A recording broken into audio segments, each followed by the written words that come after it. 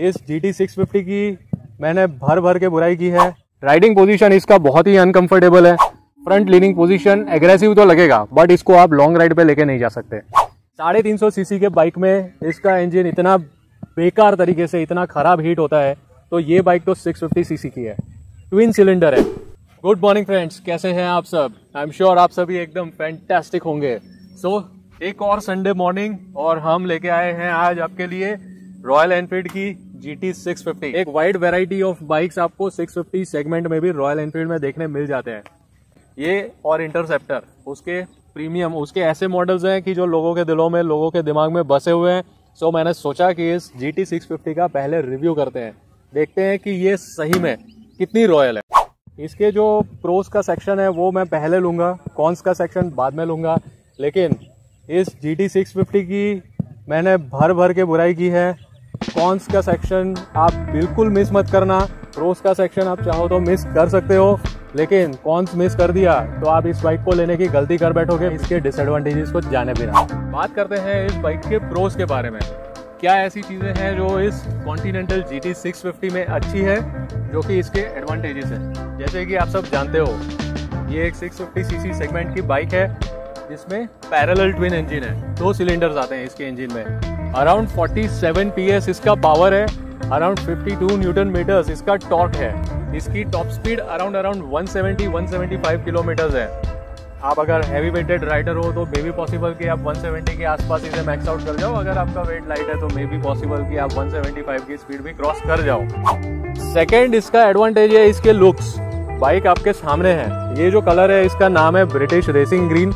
सिर्फ यही नहीं, इसके अलावा और भी ऑप्शंस आपको इस बाइक के देखने मिल जाते हैं। ये पर्टिकुलर जो वेरिएंट है इसमें स्पोक व्हील्स लगे हैं, लेकिन रॉयल एनफील्ड कॉन्टिनेंटल GT 650 के कुछ वेरिएंट्स ऐसे भी हैं कि जिनमें एलॉयज आ जाते हैं। सो ये काम रॉयल एनफील्ड ने अच्छा किया है कि इतने सारे कलर ऑप्शंस, इतने वेरिएंट्स वो दे देता है कि हर किसी के लिए अपना एक बेस्ट चॉइस बन के आ ही जाता है। साथ ही साथ में आप देखिए इसके जो एग्जॉस्ट है, ये इसका क्रोम फिनिशिंग है। इसका इंजन है, इंजन पे क्रोम फिनिशिंग है। शॉक एब्जॉर्बर्स है यहाँ पर। इसका जो ये सिलेंडर है ये इसका गोल्डन कलर है।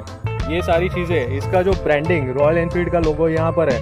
यहाँ पर GT 650 का जो ब्रांडिंग है वो यहाँ किया है।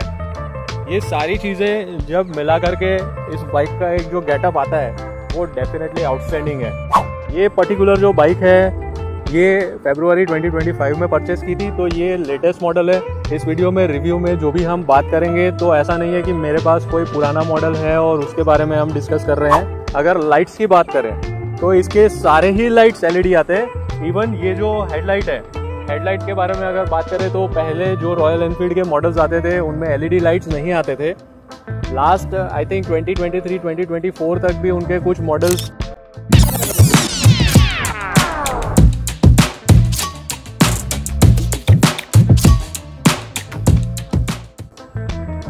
2023-2024 तक भी उनके काफी बाइक्स ऐसे थे जो सेल होते थे जिनमें LED लाइट्स नहीं थे। अभी सारे lights including this headlight LED आने लगे हैं। That is one advantage. इसके टायर्स की बात करते हैं। फ्रंट का ये जो टायर है ये 100/90 सेक्शन का टायर है। रियर में जो यहाँ पे रियर जो टायर है ये आई थिंक 130/70 सेक्शन का टायर है। तो ये एक तरह से कैफे रेसर है। काफी बाइक्स हैं जिनमें 140 सेक्शन, 150 सेक्शन के भी टायर्स आते हैं। जितना आपका टायर वाइड होगा उतना बाइक आपको लीन करना आसान रहेगा।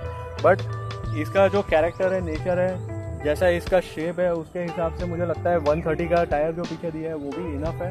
लीनिंग करने में कोई इशू इसमें नहीं आता है। सो ये जो इंजन है, जैसे आपको बताया 648 सीसी का इंजन है। इसका रिफाइनमेंट काफ़ी हद तक इम्प्रूव कर दिया है रॉयल एनफील्ड ने।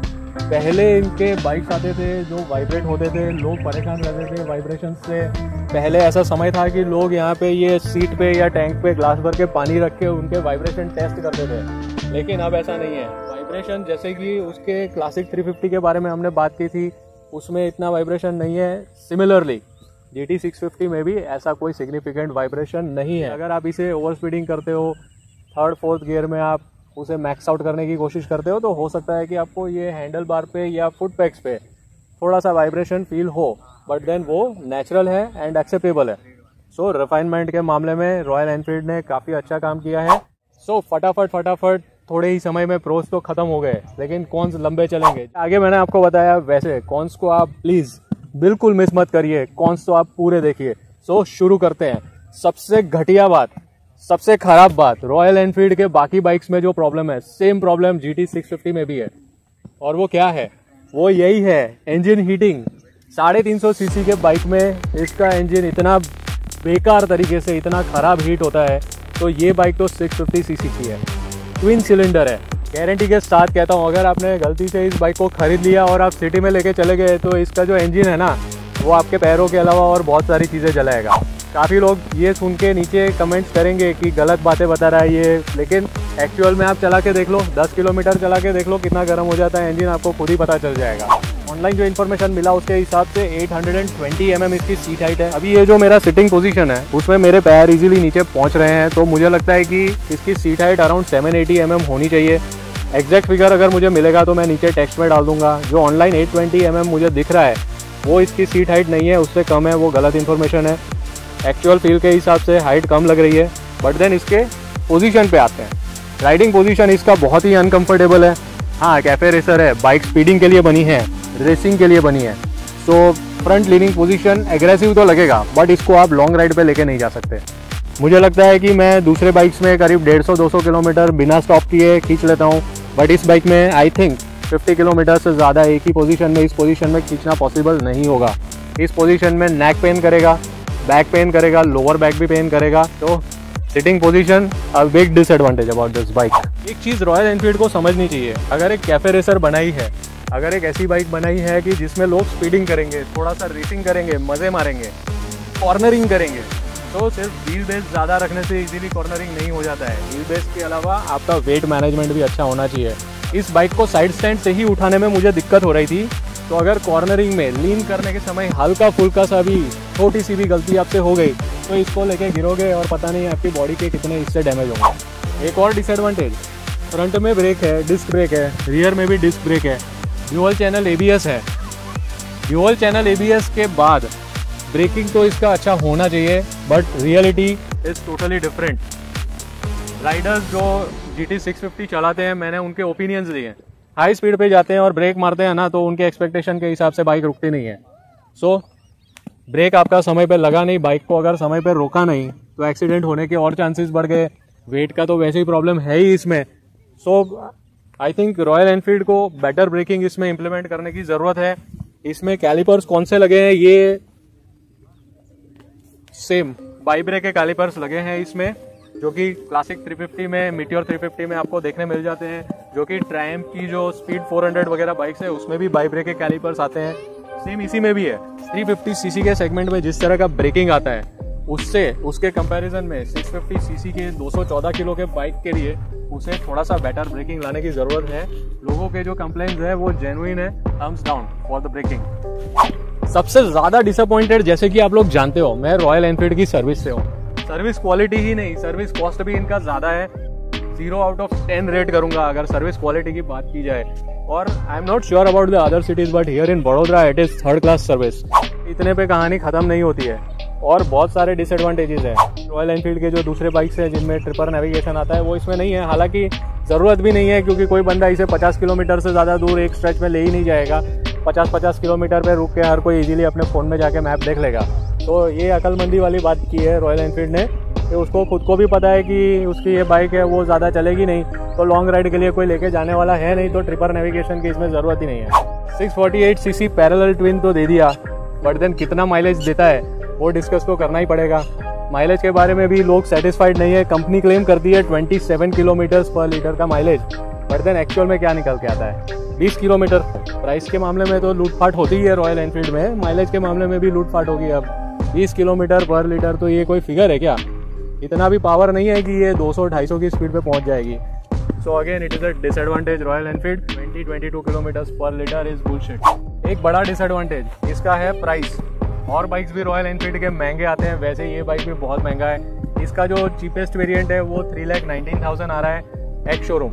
ऑन रोड की बात नहीं कर रहा हूँ, एक्स शोरूम 3,19,000। जो सबसे एक्सपेंसिव वेरिएंट है, जो कि इसका क्रोम फिनिश वाला वेरिएंट है, वो 3,45,000 रुपीज़ है। रॉयल एनफील्ड के बाइक्स कौन खरीदता है? खरीदते हैं वो लोग कि जिनके जिनकी भावनाएं जुड़ी है, सेंटिमेंट्स हैं रॉयल एनफील्ड के साथ, इमोशंस हैं रॉयल एनफील्ड के साथ कनेक्टेड जो हैं, वो इमोशंस का कंपनी आई एम श्योर फायदा उठा रही है। लोगों के इमोशंस के साथ खेल के उनसे ज्यादा पैसे लिए जा रहे हैं। कंट्रोल उदय।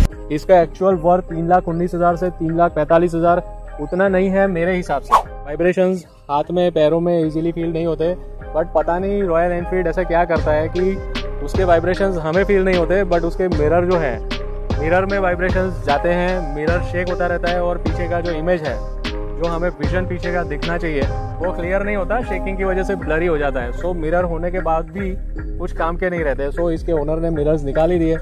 जब कुछ काम का है नहीं तो अननेसेसरी क्यों रखना उसको। सो एक छोटा सा डिसएडवांटेज ये भी है। कंक्लूजन पे आते हैं। हमने इसके प्रोस के बारे में बात की, इसके कॉन्स के बारे में बात की। वीडियो में छोटे मोटे आपको फीचर्स भी जानने मिले होंगे।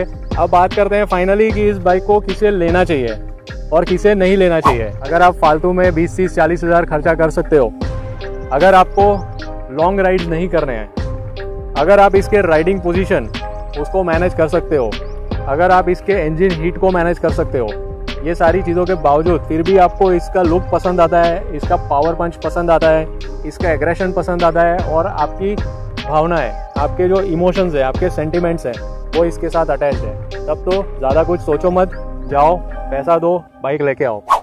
सो अगर आप एजेड हो तो मैं रिकमेंड करूंगा कि आपको बाइक नहीं लेनी चाहिए। आपको नेक बैक में कोई भी प्रॉब्लम है तो इसको आप 10 किलोमीटर भी मत चलाओ।